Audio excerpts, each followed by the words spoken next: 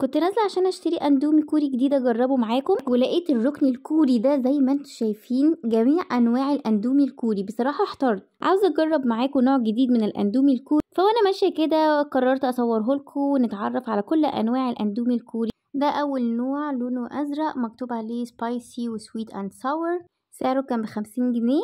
تعالوا ندخل على اللي بعده، ده بالجبنة تشيز رامن. شكله برضو حلو. وده طبعا اللي احنا عارفينه الاكس 2 سبايسي، كلهم طبعا بالتشيكن بالهوت تشيكن. وده برضو بالهوت تشيكن فليفر رامن. طبعا كلهم درجات بس في الحرارة، يعني حرارة الشطة. وده الاكس 3 طبعا فيري سبايسي. وده برضو هوت تشيكن، ده برضو البينك ده المشهور. تعالوا ندخل بقى على الصوصات، والصدمة الكبيرة بقى ان انا بموت في الصوص ده.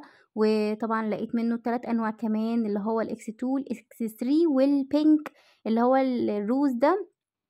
كنت بجيبه ب50 جنيه، والصدمة الكبيرة ان انا لقيته بمبلغ، يعني بصراحة مش عارفة هجيبه تاني ولا لأ.